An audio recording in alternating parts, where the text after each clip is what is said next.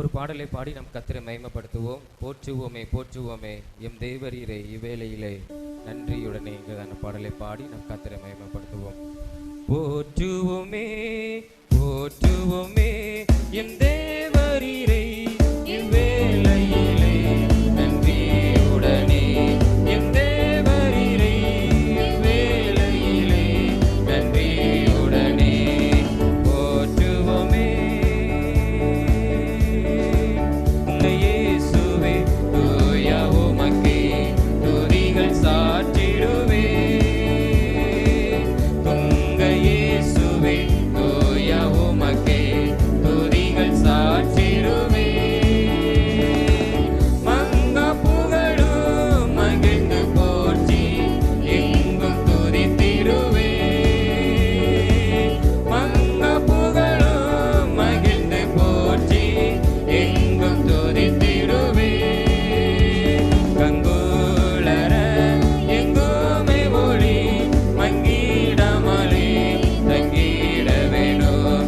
கங்குளர எங்குமே ஒளி மங்கிடமலே தங்கிட வேணும். போற்றுவோமே போற்றுவோமே எம் தேவரீரே இவ்வேளையிலே நன்றியுடனே. எம் தேவரீரே இவ்வேளையிலே நன்றியுடனே போற்றுவோமே. ஆழ்ந்த செஞ்சினில் அமைந்த எம்மையே அணைத்து எடுத்தோனே. ஆழ்ந்த செஞ்சினில் அமைந்த எம்மையே அணைத்து எடுத்தோனே. ஆளில் தனிலே பாவம் எரிந்த அன்னை உத்தமனே. ஆளில் தனிலே பாவம் எரிந்த அன்னை உத்தமனே. அன்றும் இன்றும் என்றும் துதிப்பே மன்னவனையே மனதினிலே. அன்றும் என்றும் என்றும் துதிப்பே மன்னவனையே மனதினிலே. போற்றுவோமே போற்றுவோமே எம் தேவரீரே இவ்வேளையிலே நன்றியுடனே. எம் தேவரீரே இவ்வேளையிலே நன்றியுடனே போற்றுவோமே. பாவம் போக்கியே சாபம் மாற்றியே ரோகம் தொலைத்தோனே. பாவம் போக்கியே சாபம் மாற்றியே ரோகம் தொலைத்தோனே. துரோகி என்னையே சுத்திகரித்த தூய வேந்தனே. துரோகி என்னையே சுத்திகரித்த தூய வேந்தனே. துயானேயா காயமாற்றியே கருணாநிதியே பரிகாரியே. துயானேயா காயமாற்றியே கருணாநிதியே பரிகாரியே. போற்றுவோமே போற்றுவோமே எம் தேவரீரே இவ்வேளையிலே நன்றியுடனே. எம் தேவரீரே இவ்வேளையிலே நன்றியுடனே போற்றுவோமே. அல்லேலூயா. அவரை நம் கண்களை மூடி நம் தேவாதி தேவனை நாம் நோக்கி பார்த்தேன். அவரை நாம கொஞ்ச நேரம் கர்த்தரை நம்ம மகிமைப்படுத்தி அவர் ஆராதித்து அல்லேலூயா. நம்முடைய கர்த்தர் நல்லவர். அல்லேலூயா. நமக்காக யுத்தம் செய்கிற ஒரு தெய்வம். அப்பா உமக்கு நன்றி. இயேசுவே உமக்கு நன்றி ஆண்டவரே. எங்களுக்காக யுத்தம் செய்கிறவர். அல்லேலூயா. உமக்கு நன்றி ஆண்டவரே. சமாதானம் கொடுக்கிறவரே உம்மை நாங்கள் நன்றியோடு உம்மை துதிக்கிறோம் ஆண்டவரே. எங்களுக்கு ஜெயத்தை கொடுக்கிற தேவனே உம்மை நாங்கள் நன்றியோடு நாங்கள் உம்மை துதிக்கிறோம். உம்மை நாங்கள் வாழ்த்துகிறோம். எங்கள் தேவாதி தேவனை நாங்கள் உயர்த்துகிறோம் ஆண்டவரே. எங்கள் ராஜாதி ராஜாவை நாங்கள் உயர்த்துகிறோம். எங்கள் சேனைகளின் கர்த்தரை நாங்கள் உயர்த்துகிறோம் ஆண்டவரே. அல்லேலூயா அல்லேலூயா அல்லேலூயா அல்லேலூயா. பெரக்காவில் கூடுவோம் கர்த்தர் நல்லவர் என்று பாடுவோம் பாடுவோம் பெரக்காவில் கூடுவோம், கர்த்தர் நல்லவர் என்று பாடுவோம், பாடுவோம். பெரக்காவில் கூடுவோம், கர்த்தர் நல்லவர் என்று பாடுவோம், பாடுவோம். எதிரியை முறியடித்தார் பாடுவோம், இதுவரை உதவி செய்தார் பாடுவோம். எதிரியை முறியடித்தார் பாடுவோம், இதுவரை உதவி செய்தார் பாடுவோம், இதுவரை உதவி செய்தார் பாடுவோம்.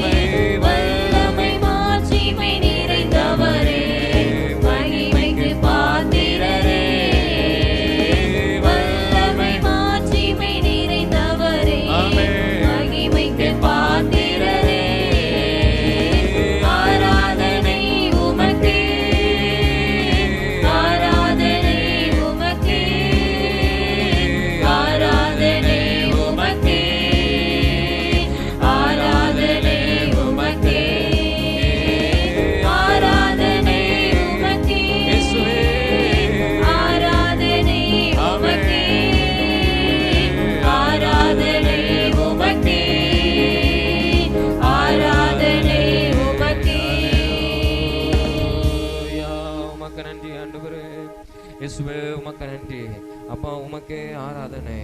இயேசுவே உமக்கே ஆராதனை ஆண்டவரே. ஹல்லேலூயா ஹல்லேலூயா, உம்மை நாங்கள் ஆராதிக்கிறோம் ஆண்டவரே. ஹல்லேலூயா ஹல்லேலூயா, ஒருமனப்பட்டவர்களாக நாங்கள் உம்மை ஆராதனை செய்கிறோம். எங்களுக்கு ஜெயம் கொடுத்த தேவனை நாங்கள் மகிமைப்படுத்துகிறோம் ஆண்டவரே. ஹல்லேலூயா. யெகோவா ரப்பா, சுகம் கொடுத்த தேவனை நாங்கள் மகிமைப்படுத்துகிறோம். யெகோவா நீசி, ஜெயம் கொடுத்த தேவனை நாங்கள் மகிமைப்படுத்துகிறோம் ஆண்டவரே. ஹல்லேலூயா. யெகோவா ஈரே, தந்தையாம் தெய்வம், நீர் மாத்திரம் போதும் எனக்கு.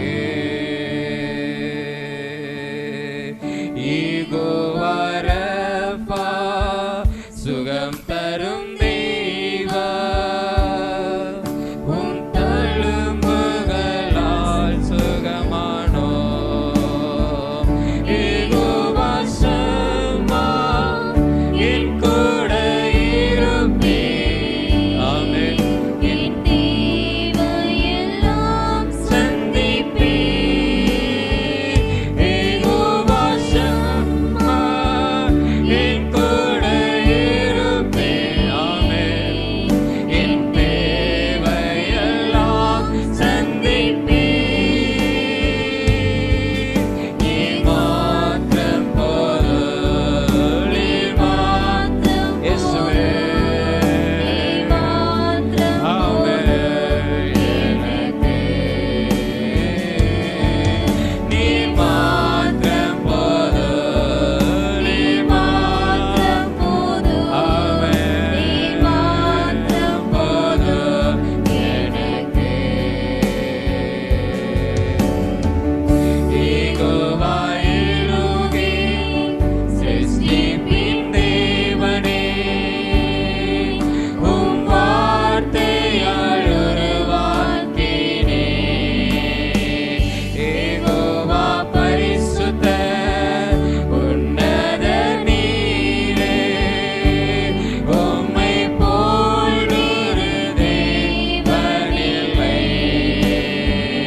யெகோவா ஷாலோம், உம் சமாதானம் தந்தீர் என் உள்ளத்திலே. யெகோவா ஷாலோம், உம் சமாதானம் தந்தீர் என் உள்ளத்திலே. நீர் மாத்திரம் போதும், நீர் மாத்திரம் போதும் இயேசுவே. மாத்திரம் போதும் எனக்கு நீர் மாத்திரம் போதும். ஆமென். மாத்திரம் போதும். இயேசுவே. மாத்திரம் போதும் எனக்கு. நீர் மாத்திரம் போதும், நீர் மாத்திரம் போதும் இயேசுவே. மாத்திரம் போதும் எனக்கு. ஹல்லேலூயா. உமக்கு நன்றி ஆண்டவரே. நீர் மாத்திரம் எங்களுக்கு போதும் ஆண்டவரே. ஹல்லேலூயா. உம்மை ஆராதிக்கிறோம். நாங்கள் இயேசுவை நாங்கள் மகிமைப்படுத்துகிறோம். ஹல்லேலூயா. நீ நல்லவரப்பா. யெகோவா ஷாலோம், எங்களுக்கு சமாதானத்தை கொடுக்கிற ஒரு தேவனாக தேவன் எங்களோடு கூட இருக்கிறீரப்பா. உமக்கு நன்றி, உமக்கு நன்றி ஆண்டவரே. உம்மை நன்றியோடு நாங்கள் உம்மை ஸ்தோத்தரிக்கிறோம். இந்த அருமையான இந்த ஆராதனை வேலைக்காக உமக்கு சோதரம். கத்திருந்த நாளிலே எங்களோடு கூட இடைப்பட்டதற்காக உமக்கு நன்றி அப்பா. இந்த பிரசனம் தொடர்ந்து எங்களை நிரம்பியிருப்பதாக. மீதியான ஒவ்வொரு பகுதியையும் ஆவியானவர் பொறுப்படுத்திக் கொள்ளும். ஆசீர்வதித்தார். இயேசுவின் மூலம் ஜெபிக்கிறோம் ஜீவன நல்ல பிதாவே. ஆமென் ஆமென் ஆமென்.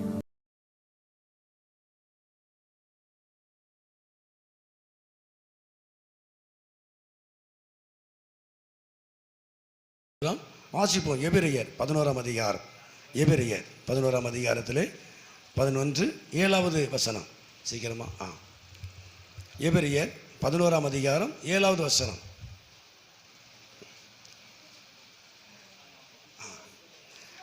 விசுவாசத்தினாலே நோவா தற்காலத்திலே காணாதவைகளை குறித்து தேவ எச்சரிப்பு பெற்று பயபக்தி உள்ளவனாகி தன் குடும்பத்தை ரட்சிப்பதற்கு அவன் பேழையை உண்டு பண்ணினான். அதனாலே அவன் உலகம் ஆக்கணிக்குள்ளாது என்று தீர்த்து விசுவாசத்தினால் உண்டாகும் நீதிக்கு அவன் சுதந்திரவாளியானான் என்று சொல்லி வேதத்திலே வாசிக்கிறோம். நோவாவுடைய காரியத்தில் அவன் நீதிக்கு சுதந்திரவாளியானான். அவன் உண்மைக்கு அவன் சுதந்திரவாளியாய் மாறினான். நீதி உண்மைக்கு அவன் அதுக்கு பங்கு உள்ளவனாய் மாறினான், சுதந்திரவாளி. இருக்கிற ஒரு பல ஏக்கர் இடத்துக்கு நிலத்துக்கு இவர் சுதந்திரவாளி அப்படின்னு நோவா சொல்லலை.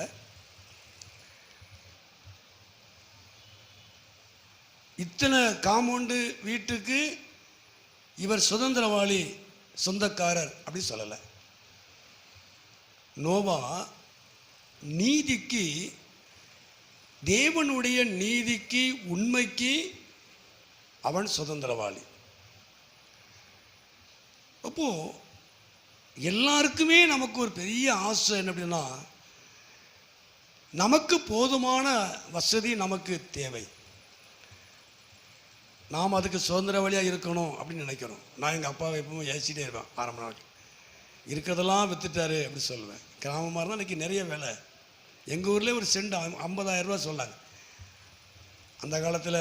சரி, இந்த வீட்டுக்கு பின்னால் கொஞ்சம் இடம் கிடக்குப்பா, அதை கொஞ்சம் மறிச்சிக்க, அதில் ஒரு ஏதாவது ஓட்டு வீடு போட்டு நீ குடியிருந்துக்க, தீர்வை நான் வேணும்னு கையெழுத்து போட்டு தரேன், போட்டுக்க அவன் பேரில் அப்படி சொல்லுவாங்க.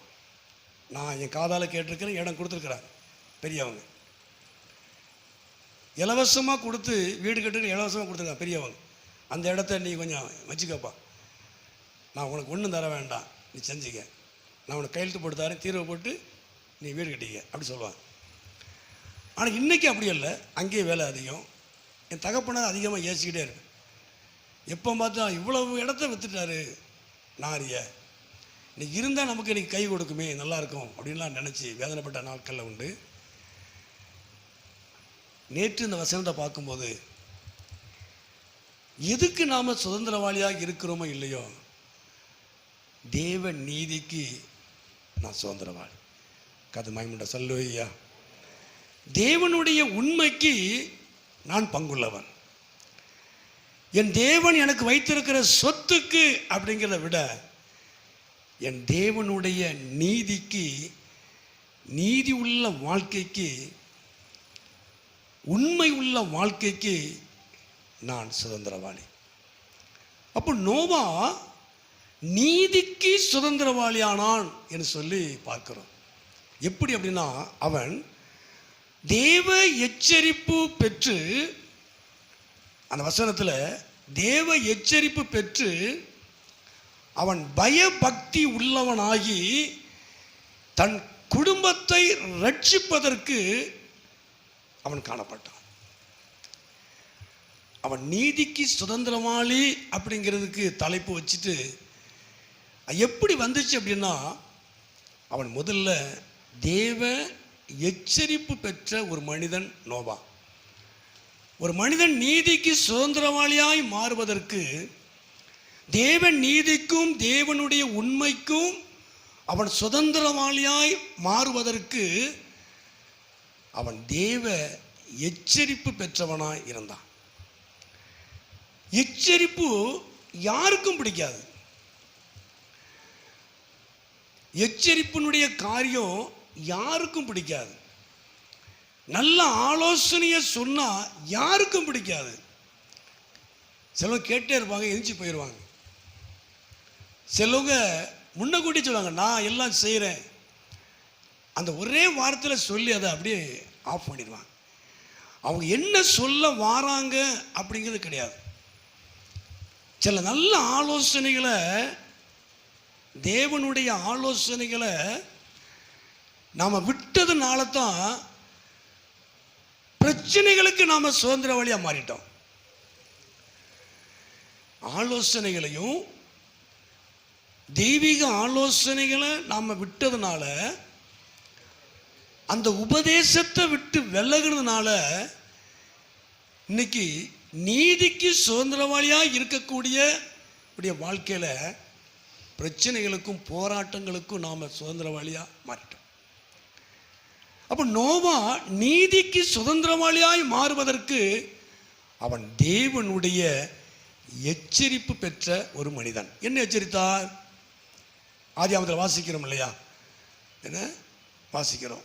இந்த ஜனங்கள் தங்களை கெடுத்து, அந்த வசனத்தை வாசிங்க. ஆதியாகமுடைய புஸ்தகத்தில் 6ஆம் அதிகாரம், அந்த வசனத்தை வாசிங்க. 6ஆம் அதிகாரம் ஆதியாகமும், சீக்கிரம் வாசிங்க. 6ஆம் அதிகாரம் ஆதியாகமும் 6வது அதிகாரம் அந்த 18 வாசிப்போம். 6:18. ஆனாலும்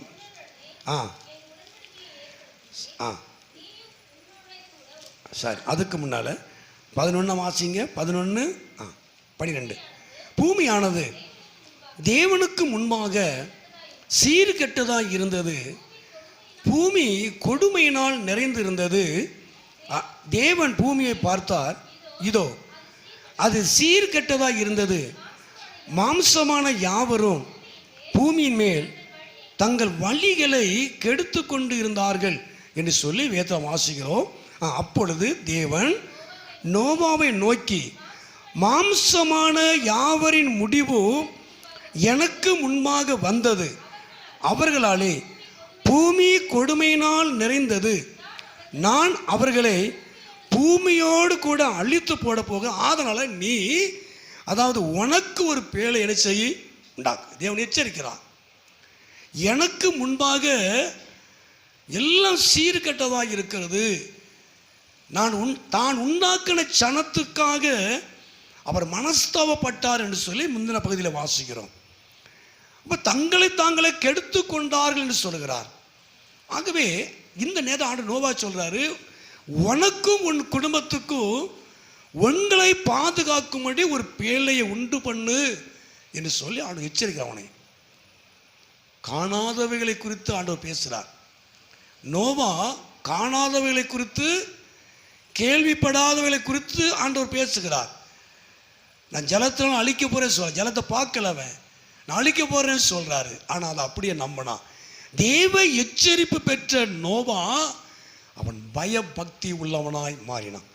ஒரு மனிதனுக்குள்ள தேவ எச்சரிப்பு இருக்குமானால் அவனுக்குள்ள ஒரு பயமும் பக்தியும் இருக்கும். கர்த்தர் மேலே ஒரு பயமும் ஒரு பக்தியும் இல்லை அப்படின்னா ஒரு மனுஷனுடைய வாழ்க்கை அது சீர்கெட்டதாக இருக்கும். ஒரு மனுஷனுடைய வாழ்க்கை சீரடைய வேண்டும் என்று சொன்னால் தேவனுடைய எச்சரிப்பு அவனுக்கு தேவை, ஒரு மனிதனுக்கு தேவையாக இருக்கிறது. கர்த்தர் நாமத்துக்கு மகிமை உண்டாவதாக. இந்த நோவா தேவ எச்சரிப்பு பெற்று அவன் பயபக்தி உள்ளவனாய் மாறினது மாத்திரமல்ல, தன் குடும்பத்தை ரட்சிப்பதற்கு அவன் ஆவல் உள்ளவனாய் பிரயாசப்படுகிற ஒரு மனிதனாய் இருந்தான். கர்த்தர் நாமத்துக்கு மகிமை உண்டாவதாக. சொல்லுவையா, நோவா நீதிக்கு சுதந்திரவாளி. அவன் தேவ எச்சரிப்பு பெற்ற உடனே அவன் பயபக்தி உள்ளவனாகி தன் குடும்பத்தை அவன் ரட்சிப்பதற்கு ஒரு பாரம் உள்ள ஒரு மனிதனாக இருந்தான். கர்த்தர் நாமத்துக்கு மகிமை உண்டாவதாக. அல்லேலூயா, அல்லேலூயா. நம்முடைய குடும்பத்து மேலே நமக்கு ஒரு பாரம் இருக்கணும். நாம் ரட்சிக்கப்பட்டிருக்கிறோம், நம்முடைய குடும்பம் ரட்சிக்கப்படணும், நம்முடைய குடும்பம் ரட்சிக்கப்படணும். நம்ம குடும்பத்துக்காக நாம தான் பொறுப்பெடுக்கணும். என்னுடைய வளர்ப்பு தாய், எங்களுடைய அத்தை, அப்பவே அவங்க வயசானவங்க, அவங்க தான் முத சிறுவைகுண்டம் சபைக்கு போனாங்க, சர்ச் ஆஃப் காட் சபைக்கு போனாங்க. நட்டாத்தில் ஒருத்தவங்க தான் பஸ் டிக்கெட் போட்டு கூப்பிட்டு போவாங்க, காலையிலே போயிடுவாங்க, அங்கே சாப்பாடு கொண்டு சாப்பிட்டு மத்தியானத்துக்கு மேலே வருவாங்க. அப்புறம் என் தங்கச்சி இப்போ சாயிரபத்தில் ஆரம்பித்தாங்க. சாயிரபத்தில் செட்டு போட்டு ஆரம்பித்தோன்னே இப்படி சாயிரபத்துக்கு போனாங்க.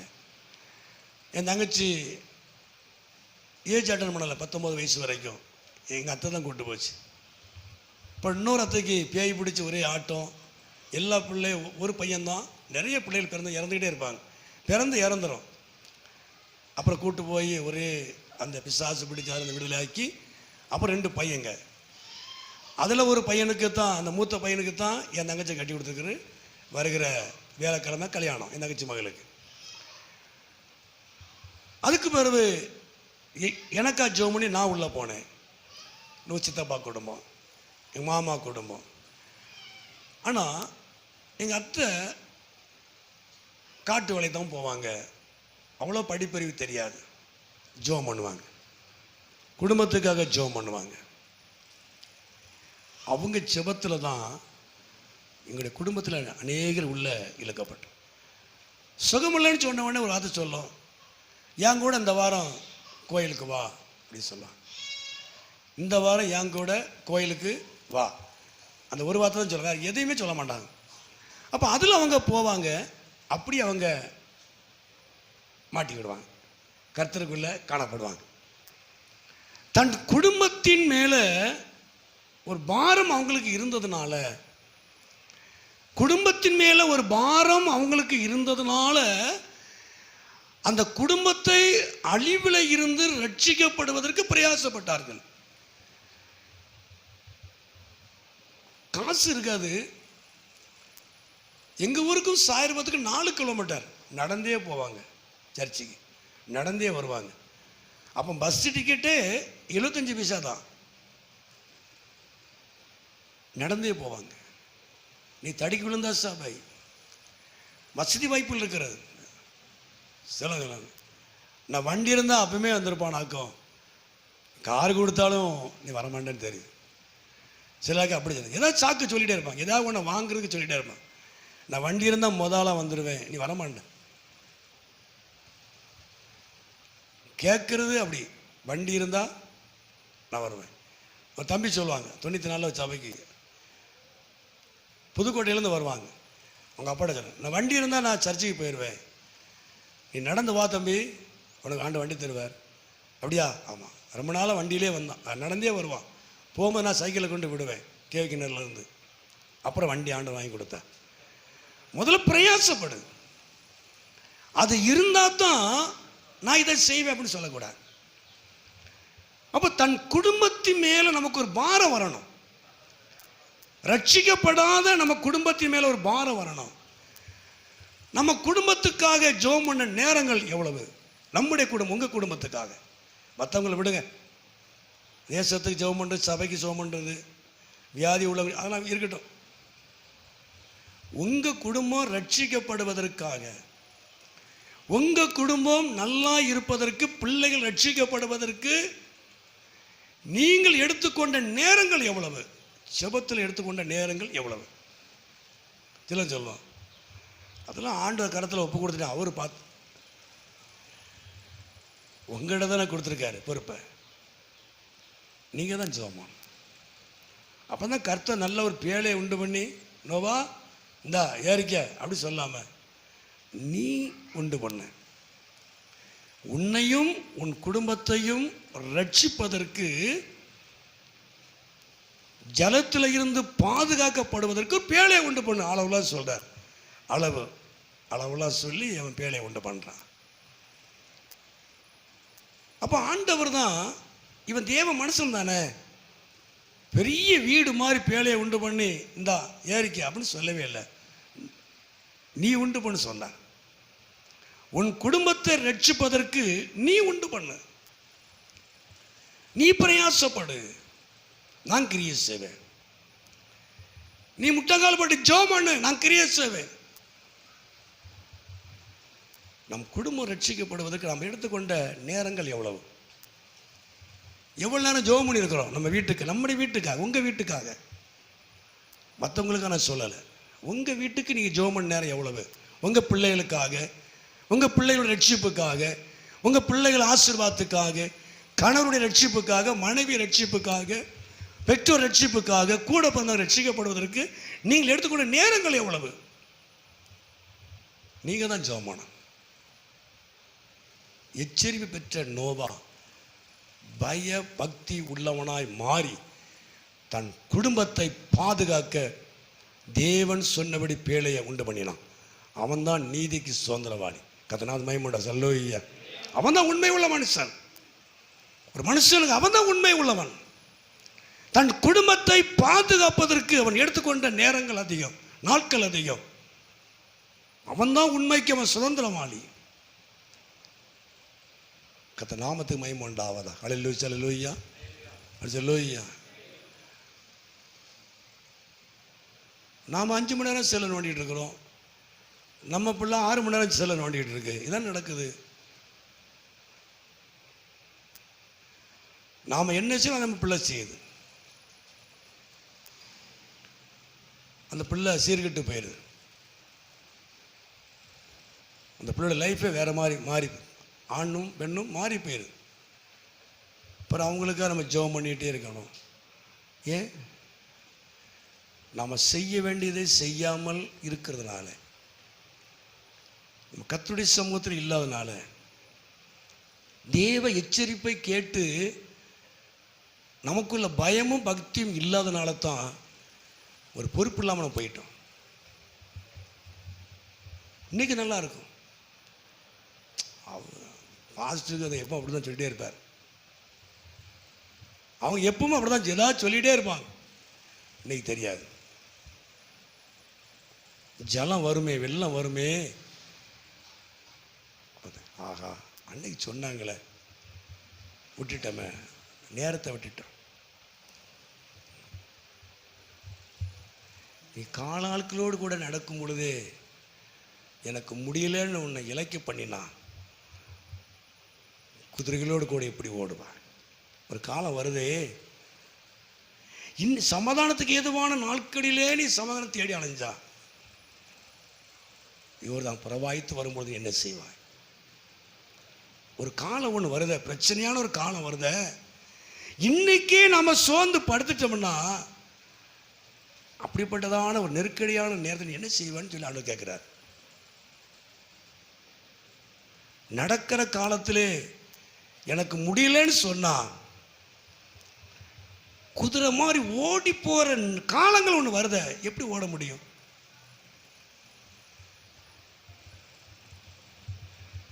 எல்லாம் அனுகூலமாக இருக்கிற நாட்களிலே காரணங்களை சொல்லிட்டு இருக்கிறோம். நமக்கு சாதகமாக இருக்கிற காலங்களிலே காரணங்களை சொல்லிட்டு இருக்கிறோம். ஏதாவது ஒரு காரணத்தை சொல்லிட்டே இருப்போம். நாளைக்கு ஒரு பிரச்சனை ஒன்று வருத, எப்படி தப்பித்துக் கொள்ள முடியும்? ஆனால் எப்படி ஓட முடியும்? தன் குடும்பத்தின் மேலே ஒரு பாரம் வரணும். என் குடும்பம் ரட்சிக்கப்படணும். நம் குடும்பத்துக்காக நாம் ஜெபம் பண்ணணும். உங்கள் குடும்பத்துக்காக நீங்கள் ஜெபம் பண்ணணும். ஜெபம் பண்ணுங்க, கர்த்தர் கிரியை செய்வார். நாம் ஜெபம் பண்ணாமல் ஒரு காரியத்தை சொல்கிறோம், அது அவங்க திருந்தவே மாட்டாங்க. ஒரே வார்த்தை முடியுது, அது கர்த்தர் பார்த்துக்கிடுவார். கர்த்தர்கிட்ட ஒப்பு கொடுத்துட்டு நோவா அப்படியே சொன்னா, நீங்கள் பார்த்துக்கிடுங்க அப்படின்னு. வேலையை உண்டு பண்ண நீ தான் உண்டு பண்ணணும். கதை சொல்லவே ஐயா. அப்போ நோவா தன் குடும்பத்தை ரட்சிப்பதற்கு பேழையை உண்டு பண்ணினான். தன் குடும்பம் ரட்சிக்கப்படணும், 8 பேர் ரட்சிக்கப்படணும். தன்னுடைய மனைவி, பிள்ளைகள், மருமக்கமார் பாதுகாக்கப்படணும். குடும்பத்தின் மேல் அவனுக்கு அவ்வளோ பாரம் இருந்தது. கர்த்தர் நாமத்துக்கு மகிமை உண்டாவதா. அது சொல்லுவையா. ராகாப்பை பற்றி வாசிக்கிறோம் இல்லையா? யோசுவாவில் ராகாப்பு அடையாளத்தை கொடுக்குமா என்ன சொன்னா, நானும் என் குடும்பமும் பாதுகாக்கப்படணும். இந்த எரிக பட்டணம் அழிக்கப்படும் பொழுது நீர் என் குடும்பத்தை நினைக்கணும்னு சொல்றான். அவர் வேசியா இருந்தவா, தன் குடும்பத்தை பாதுகாப்பதற்கு என்ன வழி அதை செய்யறாவா.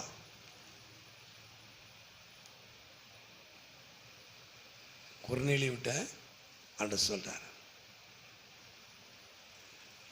குடும்பத்துக்கு ரட்சிப்புக்கு ஏதுவான வார்த்தையை அவன் சொல்லுவான். குர்நேலிட்ட ஆண்டு பேசுறார். நமக்கெல்லாம் தெரிஞ்ச காரியம் தானே. குர்நேலிட்ட ஆண்டு சொல்றார், நீ பேதுருவ நீ வரவழைக்கணும் அப்படி சொல்லு. அந்த வசனத்தை வாசிங்க. அப்போஸ்தலர் நடவடிக்கைகள் 11ஆம் அதிகாரம். அப்போஸ்தலர் நடவடிக்கைகள் 11ஆம் அதிகாரத்திலே அப்போஸ்தலர் நடவடிக்கைகள் 11 14. நீயும் உன் வீட்டார் அனைவரும் ரட்சிக்கப்படுவதற்கு ஏதுவான வார்த்தைகளை அவன் உனக்கு சொல்லுவான் என்று அந்த தூதன் தனக்கு சொன்னதாகவும் பேதுரு சொல்றார். கொர்நேலியு தான தர்மம் பண்றவன், தேவ சமூகத்துக்கே போயிட்டு தான தர்மம், பயபக்தி உள்ளவன், நல்லவன், சாட்சி பெற்றவன் கொர்நேலியு. ஆண்டு சொல்றாரு, செய்யற காரியம் நல்லா இருக்கு, ஆனா நீ ரட்சிக்கப்படணும்னு சொல்ற. உன் தானம் தர்மம் நல்லா இருக்கு, எல்லாம் பெஸ்டா இருக்கு, தேவ சமூகத்துக்கே வந்துட்டு நீ செய்கிற நல்ல காரியங்கள், உன் சேவை நல்லா இருக்கு, நீங்கள் பண்ணுற சேவை நல்லா இருக்கு, ஆனால் நீ ரட்சிக்கப்படணும்.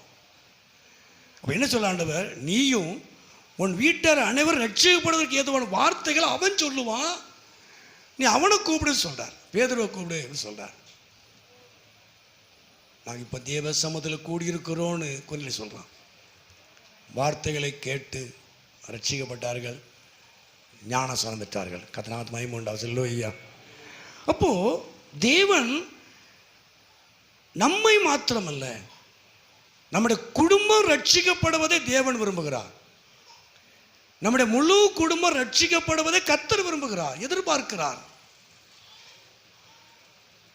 அப்ப ரட்சிப்புக்கு ஏதுவான வார்த்தைகளை கேட்கணும். அப்ப நம்ம வீட்டில் ஒரு வீட்டு கூட்டணி செய்யணும், வைக்கணும். கர்த்தர் சொல்லுவையா, அது சொல்லுவையா. ஏன்னா அவங்க சபைக்கு வர மாட்டாங்க இல்லையா. அப்போ உங்கள் வீட்டில் நீங்கள் கூட்டம் வச்சா, உங்கள் வீட்டில் ஒரு பூப்படி நீராட்டு விழா சடங்கு, வீடு பால் காய்ப்பு, பிறந்த நாள், கல்யாண நாள், ஒரு ஃபங்க்ஷன் வைக்கிறோம் இல்லையா. அப்போ அன்னைக்கு எல்லாரும் வராங்க இல்லையா, அதை பயன்படுத்துங்க, அதை சுவிசேஷ கூட்டமாய் பயன்படுத்துங்க. அவங்களும் கர்த்தருடைய வார்த்தையை கேட்கட்டும். ஏதாவது ஒரு விதத்தில் நம்ம குடும்பம் ரட்சிக்கப்படுவதற்கு ஏதுவான வார்த்தைகளை கொண்டு போகணும். கர்த்தர் மகிமை உண்டாவதாக. அல்லேலூயா. நம்ம குடும்பம் ரட்சிக்கப்படுவதை கர்த்தர் விரும்புகிறார்.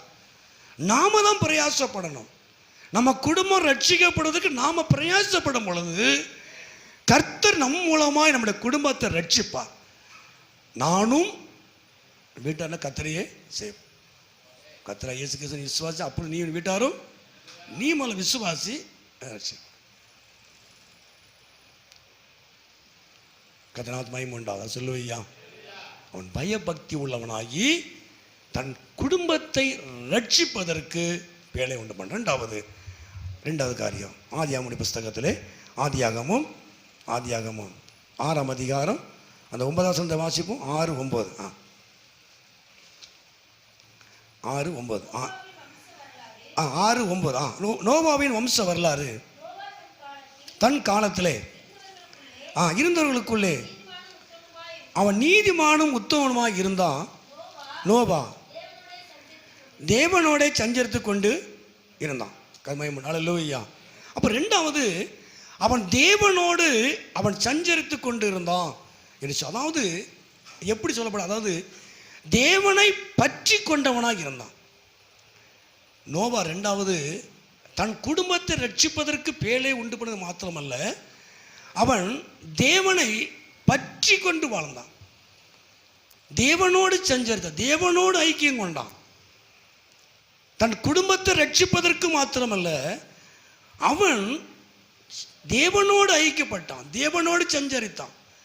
தேவனை பற்றி கொள்ள, மனுஷனை பற்றி கொள்ளல, ஒரு ஐஸ்வர்யவானை பற்றி கொள்ளல, ஒரு தலைமை போதகரை பற்றி கொள்ளல, அவன் தேவனை பற்றி கொண்டு நடந்தான். நோவா. கர்த்தர் நாமத்துக்கு மகிமை உண்டாவதாக. அல்லேலூயா. அது எப்படின்னா, இருந்தவர்களுக்குள்ள அப்படி இருந்தான். இருக்கிற சனம் எல்லாமே சீர்கட்டு இருந்தாங்க, இந்த 8 பேரை தவிர. அவன் எந்த ஒரு காரணமும் சொல்லலை. எங்கள் சித்தப்பா வருத்தப்படுவார் அப்படி சொல்லலை, எங்கள் அத்தா வருத்தப்படுவார் அப்படி சொல்லலை, எங்கள் பெரியப்பா வருத்தப்படுவார் அப்படின்னு சொல்லலை. அவங்களாம் சீர்கட்டு இருக்கிறாங்க. அவங்களுக்கு நடுவில் நோவா, எச்சரிப்பு பெற்ற நோவா தேவனை சார்ந்து வாழ்ந்தான். கர்த்தருக்கு மகிமை உண்டாவதாக. அல்லேலூயா. 8 பேர் ஒரு குடும்பம் தான். பூமி முழுவதும் சீர்கட்டு இருக்கிறது. யாரும் தேவனுக்கு பிரியம் இல்லை. யாரையும் காரணம் என்ன செய்ய முடியும்? நான் ஒரு ஆள், நான் மட்டும் இருந்தால் என்ன செய்ய முடியும்? நான் ஒத்து தானே போகணும், நான் அவங்க சொன்ன கேட்டால் தானே என் காரியம் தான் நடக்கும். அது சொல்லவே இல்லை. அவங்களுக்கு நடுவில் நோவா, தேவ எச்சரிப்பு பெற்ற நோவா கர்த்தரை சார்ந்து வாழ்ந்தான். கர்த்தநாத மகிமை சொல்லுவையா. வேற விசுவாசி யாருமே கிடையாது, வேற ரெவரண்ட் யாருமே கிடையாதுங்க. மூத்த விசுவாசி பிந்தின விசுவாசி யாருமே கிடையாது. அவன் பிள்ளை, மனைவி, பிள்ளை, மருமக்கமார் 8 பேர் தான். பெரியப்பா சித்தப்பா எல்லாருமே சீர்கட்டு இருக்கிறாங்க, புசித்து குடித்த தாறுமாறாக இருக்கிறாங்க. அவங்களை யாரையும் சார்ந்து கொள்ளலை, தேவனை சார்ந்து பற்றி கொண்டவனாய் தேவனோடு சஞ்சரிக்கிறவனாய் நோவா காணப்பட்டான். கர்த்தர் சொல்லுவையா, அல்லேலூயா. அதுதான் வாழ்க்கை, கிறிஸ்தவ வாழ்க்கை. மூன்றாவது 2 பேதுரு 2ஆம் அதிகாரம், சீக்கிரம் வாசிப்போம், முடிப்போம். 2 பேதுரு 2ஆம் அதிகாரம் 5வது வசனம். 2 பேதுரு 2:5. பூர்வ உலகத்தையும் தப்ப விடாமல் நீதியை பிரசங்கித்தவனாகிய நோவா முதலான 8 பேரை காப்பாற்றி அவபக்தி உள்ளவர்கள் நிறைந்த உலகத்தின் மேலே ஜலப்பிரயத்தை வரப்பண்ணினான். பூர்வ உலகத்தை தப்ப விடலை, யாரையும் தப்பி போக ஆண்டவர் விடலை.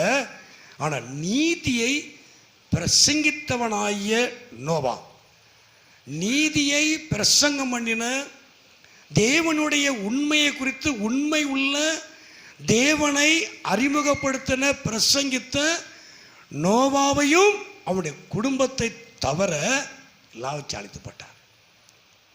நோவா 3வது உண்மையை பிரசங்கம் பண்றான், உண்மை உள்ள தேவனை பிரசங்கம் பண்றான், உண்மையான தெய்வத்தை பிரசங்கம் பண்றான். நீதி, உண்மை, பரிசுத்தம். 3வது எச்சரிப்பு பெற்ற நோவா பயபக்தி உள்ளவனாய் குடும்பத்தை ரட்சிக்கிறது மாத்திரமல்ல, தேவனை சார்ந்து வாழுகிறது மாத்திரமல்ல, அவன் உண்மை உள்ள தேவனை, பரிசுத்தமுள்ள தெய்வத்தை அவன் பிரசங்கம் பண்றான். எப்போ அழிக்க போறேன்னு சொல்றாரு, அவர் அழிக்க போறேன்னு சொல்றாரு. நீ மனம் திரும்பு, உன் வாழ்க்கை திருப்பு, நான் பேழையை உண்டு பண்றேன், மனம் திரும்புன்னு ஆண்டு வாய்ப்பு கொடுக்குறேன். கர்த்தர் நாமத்துக்கு மகிமை உண்டாவதாக. அல்லேலூயா, அல்லேலூயா. உண்மையாகவே இந்த நாட்களில் தேவனை நாம வெளிப்படுத்தணும். அரசியல்வாதிகள்லாம் சொல்லுவாங்க இல்லையா, ஒன்றுக்கு ஒன்று குறை சொல்லிகிட்டே இருப்பாங்க, உண்மைக்கு மாறான காரியத்தை சொல்லிகிட்டே இருப்பாங்க. எப்படியாவது ஒருத்தர் ஆட்சிக்கு கொண்டு வருவதற்கு எதையாவது ஒன்று சொல்லிகிட்டே இருப்பாங்க. அவங்களுடைய ஆட்கள்லாம் அப்படி சொல்லிகிட்டே இருப்பாங்க. ஆனால் நானும் நீங்களும் பரிசுத்தமுள்ள தேவனை வெளிப்படுத்தணும். கர்த்தர் சொல்லுவையா, உண்மை உள்ள தெய்வத்தை, உண்மையான ஆண்டவரை நாம் வெளிப்படுத்தணும். நோவா பிரசங்கித்த நோவா மாத்திரமல்ல, அவனோடு இருந்த நோவா 8 பேர். பூர்வ உலகத்தையும் தேவன் அழிக்கிறார். உண்மை உள்ள தெய்வத்தை பிரசங்கம் பண்ணின நோவாவையும் நோவா மேல் வைத்திருந்த கிருபையினால அவனுடைய குடும்பத்தையும் பாதுகாத்தார். கர்த்தர் நாமத்தை மகிமை உண்டாவது. அல்லேலூயா, அல்லேலூயா. இதுதான் வாழ்க்கை. நாம் தேவனை குறித்து வெளிப்படுத்த தேவன் நம்முடைய வாழ்க்கையில வெளிப்பட கிருபை உள்ள தேவன் நம்மை மாத்திரமல்ல, நம்முடைய குடும்பத்தையும் பாதுகாத்து நடத்த அவர் போதுமானவர். அவன் பொய்ய பிரசங்கம் பண்ணல, தவறானதை பிரசங்கம் பண்ணல, அவன் நீதியை குறித்து பிரசங்கம் பண்ணினான். நீதி உள்ள தேவனை குறித்து பிரசங்கம் பண்ணினான். உண்மை உள்ள தேவனை குறித்து பிரசங்கம் பண்ணி அவனையும் அவன் குடும்பத்தாரையும் காப்பதற்கு அவன் காரணமாக இருந்தான். கதனாவது மகிமை உண்டாவதா. அல்லேலூயா, அல்லேலூயா. சரி, நான்காவதாக அந்த 1 பேதுரு 3ஆம் அதிகாரம் சீக்கிரம் வாசிப்போம். 1 பேதுரு 3ஆம் அதிகாரம் 1 பேதுரு 3ஆம் அதிகாரத்தில் 20 அந்த ஆவிகள் பூர்வத்திலே நோவா பேழையை ஆயத்தம் பண்ணும் நாட்களிலே தேவன் நீடிய பொறுமையோடு காத்திருந்த போது கீழ்ப்படியாமல் போனவைகள் அந்த பேழையிலே சிலராகிய 8 பேர் மாத்திரம் பிரவேசித்து, அங்கே 4வது கீழ்ப்படியாதவர்கள் என்று சொல்லப்படும். அப்போ கீழ்ப்படியாதவர்கள் அழிக்கப்பட்டார்கள். நோவா 4வது தேவனுக்கு அவன் கீழ்ப்படிந்தவனாக இருந்தான். கீழ்ப்படிதல், தேவனுக்கு கீழ்ப்படியணும். கீழ்ப்படிந்த 8 பேர் மாத்திரம் அப்படி சொல்ல ஆண்டவர். கீழ்ப்படியாமல் போனவைகளை கர்த்தர் அழிக்கிறார். தேவனுக்கு கீழ்ப்படியணும். ஆனால் அந்த வசனம் ஒன்று சொல்லுது பாருங்க, மேலே பேழையை ஆயத்தம் பண்ணும் நாட்களில் தேவன் நீடிய பொறுமையோடு காத்திருந்தார். ஏன் 8 பேருக்கு மேலே ரட்சிக்கப்பட்டிருக்க மாட்டாங்களா? தங்கள் வழிகளை மாற்றிக்க மாட்டாங்களா? எனக்கு கீழ்ப்படிய மாட்டாங்களா? என் நோவா நீதியை பிரசங்கம் பண்ணுறாரு இல்லையா? ஆண்டவரை குறித்து சொல்கிறான். எப்போ ஆண்டவர் சொல்கிறாருப்போ அழிக்க போகிறேன்னு சொல்கிறாரு, மனம் திரும்புன்னு சொல்கிறான். நோவா உண்மை உள்ள தேவன் சொல்லுகிறான். ஆனால் பொறுமையோடு தேவன் காத்திருக்கிறார். தேவன் சில நேரங்களில் நிறைய வாய்ப்புகளை கொடுக்கிறார். அந்த வாய்ப்பெல்லாம் மீறி போகிறோம் பாருங்க, அப்பந்தான் நிர்பந்தமான நிலைமைக்கு நம்ம ஆளாகும். நீடிய பொறுமையோடு இருக்கிறார். பொறுமைனா நீடிய பொறுமை. பேழையை உண்டு பண்ணுகிற நாட்களில் ஆண்டவர் சொல்லிட்டார், எடுத்த கவத்தெல்லாம் செய்யலை, அழிக்க போறேன்னு சொல்றாரு. ஆனால் தேவன் அப்பவும் கிருபை உள்ளவர், வாய்ப்பை கொடுக்கிறார், நேரத்தை கொடுக்கிறார். நேரத்தையும் வாய்ப்புகளை கர்த்தர் கொடுக்கிறார். எப்படியாவது ரட்சிக்கப்படணும், ஞானசானம் எடுக்கணும் சொல்ல. ஞானசானம் பொண்ணியா சொல்ல முடியல, ரட்சிக்கப்படணும். நீடிய பொறுமை உள்ளவராய் காணப்படுகிறார். அதில் நோவா மாத்திரம்தான் கீழ்ப்படுகிறவனாய் காணப்பட்டான். கர்த்தர் சொல்லுவையா, கீழ்ப்படியாதவர்களை தேவன் அழித்து போட்டார். எப்படியாவது கீழ்ப்படியணும், எப்படியாவது ஆண்டவரை ஏற்றுக்கொள்ளணும், எப்படியாவது மனம் திரும்பணும்னு சொல்லி ஆண்டவர் நீடிய பொறுமையோடு காத்திருக்கிறார். வாய்ப்புகளை கொடுக்கிறார், நேரத்தை கொடுக்கிறார். இன்னைக்கு கிடைக்கிற அந்த வாய்ப்புகளும் நேரத்தையும் தவற விட்டுட்டோம்னா இன்னொரு நாளைக்கு அது கிடைக்கவே கிடைக்காது. கர்த்தர் சொல்லுவையா, உண்மை அதுதான். நாளைக்கு பார்க்கலாங்கிற சொல்ல முடியாது. நானும் சொன்னவன் தான், வயசானவர் பார்ப்போம், எல்லாம் முடிஞ்சவர் பார்ப்போம். சக்கையை வச்சு என்ன செய்ய முடியும்? எரிக்கத்தான் செய்ய முடியும். சக்கை, கரும்பு சக்கையை பார்க்க முடியாது. நான் கேட்டிருக்கேன், போதும் அண்ணாச்சி, ரொம்பையும் தெவிட்டும், அப்புறமா போட்டு சுற்றுங்க, மாற்றி மாற்றி உள்ள வைப்பார் இல்லையா, அப்படி மடித்து நான் எடுத்து பார்த்தேன், பிடிச்சிருக்கேன். தீயை கொடுத்தா தீ எரியும், காஞ்ச மாதிரி ஆகிட்டு நம்ம மிஷினில் போட்டு துவைச்சி எடுக்கிற மாதிரி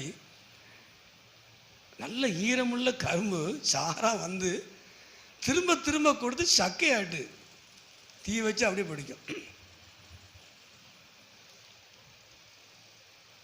தேவன் கொடுக்கிற வாய்ப்புகளையும் நேரத்தையும் பயன்படுத்தணும். கர்த்தர் சொல்லுவையா, அவர் பொறுமையோடு இருக்கார் என்பதற்காக நான் செய்யறது சரின்னு சொல்லப்படாது. இவ்வளோ செஞ்சிருக்கேன், ஆண்டவன் எனக்கு ஒன்றும் செய்யலையே சொல்லப்படாது. காத்திருக்கிறார், மனம் திரும்பணும். சொல்லுவையா, வாய்ப்பு விட்டுறப்படாது. கீழே சொல்றார், அதற்கு ஒப்பனையான ஞானஸ்தானமானது.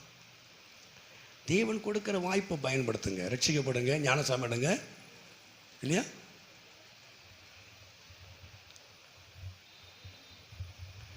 கர்த்தருக்கு மகிமை உண்டாகுது. சொல்லுவையா, தேவன் நமக்கு நிறைய வாய்ப்புகளை கொடுக்கிறார். நம்ம அலட்சியம் பண்ணிட்டே வரோம். ரட்சிக்கப்படணும், அபிஷேகம் பெறணும், கர்த்தருக்கு கீழ்ப்படியணும்.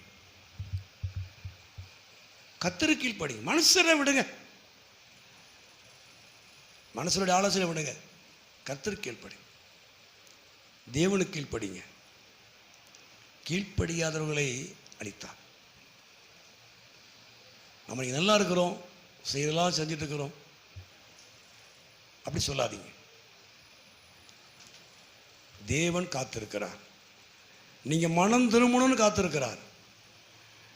நீங்க சீராக்கப்படணுங்கிற காத்திருக்க உங்களுக்கு வாய்ப்பை கொடுத்துட்டே இருக்கிறார். 5வது கடைசியாக ஆதியாகமம் 8ஆம் அதிகாரத்தில் 8ஆம் அதிகாரம் ஆதியாகமம் 8ஆம் அதிகாரம் 20வது வசனம். ஆதியாகமம் 8:20. அப்பொழுது நோவா கர்த்தருக்கு ஒரு பலிபீடத்தை கட்டி சுத்தமான சகல மிருகங்களிலும் சகல பறவைகளிலும் சிலவற்றை தெரிந்து கொண்டு அவைகளை பலிபீடத்தின் மேலே விட்டார். சுகந்த கர்த்தர் முகர்ந்தார், ஏற்றுக்கொண்டார். 5வது நோவா குடும்பத்தோடு ஒரு பலிபீடத்தை கட்டி கர்த்தரை ஆராதித்தான். 20 வாசிக்கிறோம். 16, 18 எல்லாம் வெளியே வாங்கன்னு சொல்லார். குடும்பமாக எல்லாம் அழிச்சு பூமியெல்லாம் அப்படியே சமபூமியாக ஒன்றையும் காங்கலை. பேழைக்குள்ள இருந்த 8 பேரும் அந்த மிருக ஜீவன் மட்டும் தான் வெளியே வராங்க. இவங்க தான் குடும்பம், வேறு எல்லா குடும்பம் அழிக்கப்பட்ட. எப்பாடி அப்படி சொல்லலை. உடனே கர்த்தருக்கு பலிபீடத்தை கட்டி குடும்பத்தோடு ஒப்பு கொடுத்து தேவனோடு ஐக்கியப்பட்டு தேவனை ஆராதித்தான். பலிபீடம் ஒப்பு கொடுக்கிற இடம், தேவனோடு ஐக்கியப்படுகிற இடம், தேவனை மகிமைப்படுத்துகிற இடம், தேவ வல்லமை வெளிப்படுகிற இடம் பலிபீடம். கடைசியாக பலிபீடத்துக்கு வரணும், பலிபீடத்தை கட்டணும். நோவா குடும்பத்தோடு பலிபீடத்தை கட்டினான், தன்னை ஒப்பு கொடுத்தான், தேவனோடு ஐக்கியப்பட்டான், கர்த்தரை ஆராதித்தான், தேவ வல்லமை இறங்கினார். கர்த்தருக்கு மகிமை சொல்லுவையா, அல்லேலூயா, அது சொல்லுவையா. பலிபீடத்தில் தேவ வல்லமை இறங்கும், தேவ வார்த்தை வெளிப்படும். இந்த நோவா குடும்பமாய் கர்த்தருக்கு தன்னை ஒப்பு கொடுத்து முழு குடும்பத்தையும் ஒப்பு கொடுத்து தேவனோடு ஐக்கியப்படுத்தி தேவனை ஆராதித்து தேவனுடைய வார்த்தையை கேட்கிற மனுஷனாக இருந்தான். கிதியோனுடைய காரியத்தில் பார்க்கலாம், எலியாவுடைய காரியங்களை பார்க்கலாம். ஆபிரகாம் எந்த இடத்துக்கு போனால் பலிபீடத்தை கிடையாது கேட்டான். கூடாரத்துக்கு போட வேண்டியது, சாப்பிடலாம், படுக்கலாம் அப்படிலாம் கிடையாது. எங்க பலிபீடத்தை முதல்ல கேட்டாங்க. பலிபீடத்தை கேட்டால் தேவன் வருவார். தன்னை ஒப்பு கொடுக்கிற இடம், தேவனோடு ஐக்கியப்படுகிறது பலிபீடம். முதல்ல தேவனை ஐக்கியப்படுத்துகிறான். ஆபிரகாம் எந்த இடத்துக்கு போனால் பலிபீடத்தை கட்டுவாங்க. ஈசாக்கு கட்டுவான், யாக்கோபு கட்டுவான். காரணம் என்ன? முதல்ல எனக்கு தேவன் வேணும், மற்றெல்லாம் அப்புறம்தான். பலிபீடத்தை கட்டினா தான் ஒப்பு கொடுக்க முடியும், பலி செலுத்த முடியும், ஒப்பு கொடுக்க முடியும், தேவனோடு ஐக்கியப்பட முடியும், ஆராதிக்க முடியும். அப்பந்தான் தேவ வார்த்தை வெளிப்படும். பலிபீடத்தை கெட்டாம தேவ வார்த்தை வெளிப்பட. ஒழுங்கா ஆராதனைக்கு வந்தா தேவன் உங்களோடு பேசுவார். ஒப்பு கொடுக்கணும், தேவனோடு ஐக்கியப்படணும். உங்களை ஒப்பு கொடுத்து ஐக்கியப்படுத்தி கர்த்தரை ஆராதித்தால் தேவன் உங்களோடு இடைப்படுவார். சொல்லுவையா. 5வது நோவா குடும்பமாய் பலிபீடத்தை கட்டி தேவனோடு கூட காணப்பட்டான். சொல்லுவையா. இவன் நீதிக்கு சுதந்திரவாளி, இவன் தேவனுடைய உண்மைக்கு இவன் சுதந்திரவாளி. கத்த நாற்பது மயமும் உண்டா சொல்லுவையா. எல்லாமே அழிஞ்சு போயிருங்க, சொத்துக்கத்தில் எல்லாம் போயிடும். எங்கள் ஊரில் ஒருத்தவங்க வச்சுருந்தாங்க, குதிரையில் போய் இடத்தெல்லாம் பிடிச்சாங்க அந்த காலத்தில். எப்படியோ பிடிச்சிருக்காங்க. இதெல்லாம் எனக்கு, இதெல்லாம் உனக்கு, பெரிய ஜமீன். ஒன்றுமே இல்லாமல் போயிட்டு நீங்கள் அவங்க குடும்பத்தில் பாதி பேர் ரட்சிக்கப்பட்டாங்க. நாங்களாம் அந்த வழியிலேருந்து வந்தவங்க. எங்கேயோ போயிட்டு நீதிக்கு நானும் நீங்களும் சுதந்திரவாளி, உண்மைக்கு நானும் நீங்களும் சுதந்திரவாளி.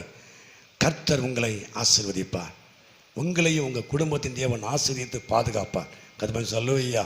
எல்லாம் ஜெபம் எல்லாரும்.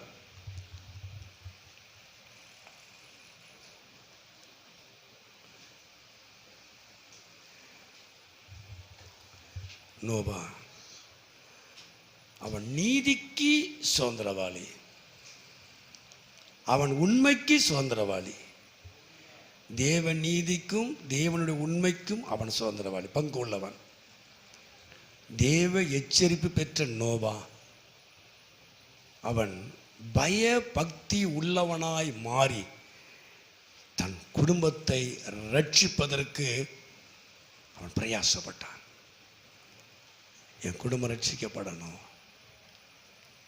என் குடும்பம் பாதுகாக்கப்படணும். ரெண்டாவது,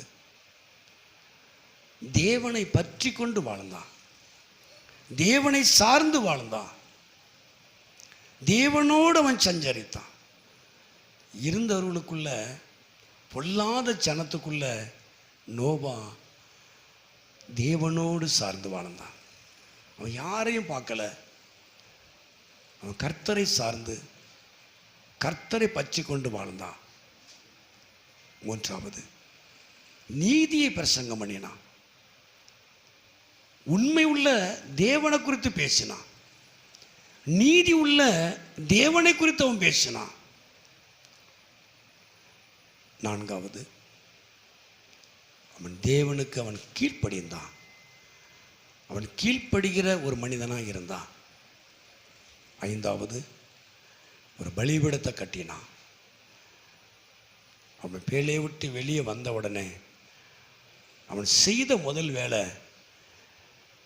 நான் தங்குறதுக்கு ஒரு வீடு வேணும் அப்படின்னு அவன் கூடாரத்தை போல வெளியே வான்னு சொல்லி ஆண்டு திறந்து விட்டோடனே வெளியே வந்த உடனே குடும்பமாக கர்த்தருக்கு பலிபீடத்தை கட்டினான். முதல்ல எனக்கு தேவனோடு ஒரு ஐக்கியம் வேணும், முதல்ல எனக்கு தேவனுடைய ஆராதனை வேணும், அதுக்கு பிறகுதான் மற்ற எல்லாம், அதுக்கு பிறகுதான் மற்றது எல்லாம். இந்த பலிபீடம் நம்மை ஒப்பு கொடுக்கிற இடம், தேவனோடு ஐக்கியப்படுத்துகிற ஒரு இடம், தேவனை ஆராதிக்கிற ஒரு இடம், தேவ சத்தத்தை கேட்கிற ஒரு இடம். தேவ வெள்ளம் அங்கே தான் வெளிப்படும். எல்லாரும் கரங்களை உயர்த்தும், எல்லாம் எளிமை போவோம், எளிமை நின்று ஜெபம் முடிக்க போகும். வெளியே வந்தவொடனே எனக்கு ஒரு வீடு வேணும் அப்படின்னு கேட்கல, வெளியே வந்தவொடனே பலிபீடத்தை தான் கட்டுறான். முதல்ல நான் தேவனை பார்க்கணும், தேவனோடு பேசணும், நான் தேவனோடு ஆராதிக்கணும், நான் தேவ சத்தத்தை நான் கேட்கணும். நம்ம வாழ்க்கையில் நம்ம குடும்பத்தில் முதல்ல பலிபீடம் தான். ஒப்பு கொடுத்து வாழ்கிற ஒரு வாழ்க்கை, கர்த்தருக்கென்று அர்ப்பணித்து வாழ்கிற வாழ்க்கை. நாம் இன்னைக்கு எதை செய்தாலும் நம்ம லெவல் மாறல, அப்படியே தான் போயிட்டு இருக்கிறோம். அதை நியாயப்படுத்தாதீங்க. அப்பந்தான் ஆண்டவர் ஏதாவது சொல்லியிருப்பார சொல்லாதீங்க. நீங்கள் கீழ்ப்படியணும்னு நீடிய பொறுமை உள்ளவராக இருக்கிறார், அதை மறந்துடக்கூடாது. தேவன் பொறுமை உள்ளவராக காத்திருக்கிறார். நீங்கள் மனம் திரும்பணும்னு நினைக்கிறார், நீங்கள் சீர்படணும்னு கத்த நினைக்கிறார். நான் இதெல்லாம் செஞ்சுட்டு தான் இருக்கிறேன், எனக்கு எந்த பிரச்சனையும் இல்லை அப்படின்னு சொல்லாதீங்க, அதை நியாயப்படுத்தாதீங்க. நான் செய்யறதெல்லாம் கர்த்தர் ஏற்றுக்கிட்டார் அப்படி சொல்லாதீங்க. நீங்கள் மனம் திரும்பணும்னு கர்த்தர் பொறுமை உள்ளவராய் காத்திருக்கிறார். நீங்கள் கீழ்ப்படியணும்னு நினைக்கிறார். அவ்வளோ சீக்கிரமாக அழிவுக்கு ஒப்பு கொடுக்காத தேவன் அழிஞ்சிடக்கூடாதுன்னு பார்க்குறார். வாய்ப்புகளை கொடுத்துக்கிட்டே இருக்கிறார். வாய்ப்புகளை கர்த்தர் கொடுக்கிறார். வாய்ப்புகள் கொடுப்பது திரும்ப திரும்ப தவறு பண்ணுவதற்கு அல்ல, திரும்ப திரும்ப கீழ்ப்படியாமல் இருப்பதற்கு அல்ல, திரும்ப திரும்ப செய்த தவறை நியாயப்படுத்துவதற்காக அல்ல, அழிஞ்சிடக்கூடாதுன்னு பார்க்கிறார். வீணாய் அழிஞ்சிடக்கூடாதுன்னு பார்க்கிறாரு. நம்ம நினைக்கிறோம் நமக்கு தான் ஒன்றும் இல்லையே, எப்பவுமே நடக்கு நினைக்காதீங்க. அவர் பொறுமை உள்ளவராய் காத்திருக்கிறார். நாம் செய்கிறதையே நம்ம நியாயப்படுத்திக்கிட்டே இருக்கிறோம். நியாயப்படுத்துவதற்கு தேவன் அல்ல, ஒரு நியாயத்தை செய்கிறவர். தேவன் உங்களுக்கு பல விதங்களில் வாய்ப்புகளை கொடுக்கிறார். பல விதமான நேரங்களில் உங்களுக்கு வாய்ப்புகளை கொடுக்கிறார். எப்படியாவது மனம் மாறணும், எப்படியாவது கர்த்தருக்கு கீழ்ப்படியணும்னு வாய்ப்புகளின் நேரத்தையும் கொடுத்துக்கிட்டே வரார். ஒப்பு கொடுங்க, கர்த்தருக்கு ஒப்பு கொடுத்து பாருங்க, உங்கள் வாழ்க்கையில் பெரிய மாற்றம் இருக்கும். ஏமாந்துடக்கூடாது, ஏமாந்துடக்கூடாது, ஏமாந்துடக்கூடாது, ஏமாந்துடக்கூடாது. நான் செய்யறதெல்லாம் கர்த்தருக்கு சரியா இருக்குன்னு நீங்கள் ஏமாந்துடக்கூடாது. கர்த்தர் வாய்ப்புகளை கொடுத்துட்டு இருக்கிறார். தேவன் நேரத்தை கொடுக்கிறார். உங்களுக்கு சாதகமான வாய்ப்புகளை அதை கொடுத்துக்கிட்டே இருக்கிறார். மனம் திரும்பணும், ரட்சிக்கப்படணும், ஞானஸ்நானம் எடுக்கணும், அபிஷேகம் பெறணும். கரங்களை உயர்த்தி ஆண்டவரே நாங்களுமே துதிக்கிறோம். கர்த்தர் கொடுக்கிற வாய்ப்புகளை நான் அதை விட்டுறக்கூடாது. ஆண்டவரே அதை விட்டுறக்கூடாது. சொல்ல முடியல, அரசு அன்று கொள்வான் தெய்வம் நின்று கொள்ள சொல்ல முடியா. அதான் நம்ம செய்கிற தப்புக்கு உடனே நமக்கு தண்டனை வர்றதில்லை. கர்த்தர் பார்த்துக்கிட்டே இருக்கிறார், நேரத்தை கொடுத்துக்கிட்டே இருப்பார். மனம் திரும்பணும். ஒரு ஆத்துமா அழிந்து போவதை கர்த்தர் விரும்பலை. மனம் திரும்பணும், ஞானஸ்நானம் எடுக்கணும், பிரித்து எடுக்கப்பட்ட வாழ்க்கைக்குள்ளே வரணும், அனுபவத்துக்குள்ளே வரணும், சாட்சியாக இருக்கணும். துதிக்கிறோம், நெஞ்சோடங்களுமே துதிக்கிறோம். கர்த்தர் நல்லவர், தேவன் நல்லவர். கர்த்தர் கொடுக்கிற வாய்ப்புகளை, தேவன் கொடுக்கிற நேரத்தை நீங்கள் பயன்படுத்தி கொள்ளுங்க. தேவன் எப்பவும் நமக்கு வாய்ப்பு கொடுப்பதில்லை, எப்பவும் நமக்கு நேரத்தை கொடுப்பதில்லை. கிருபை உள்ள நாட்களில் கிருபையாய் கொடுக்கிற நேரத்தையும் வாய்ப்புகளையும் நம்ம சரியாக பயன்படுத்தி கொள்ளுவோம். கர்த்தர் நம்முடைய வாழ்க்கையில் ஆசீர்வதிப்பார். நோவா குடும்பத்தை கர்த்தர் ஆசீர்வதித்து பாதுகாத்தது போல கர்த்தர் உங்களையும் ஆசீர்வதித்து பாதுகாப்பார். எல்லாரும் கர்த்தர் நாமத்தை மையப்படுத்துவோம், துதிக்கிறோம், நன்றி செலுத்துகிறோம், ஆண்டவரை துதிக்கிறோம்.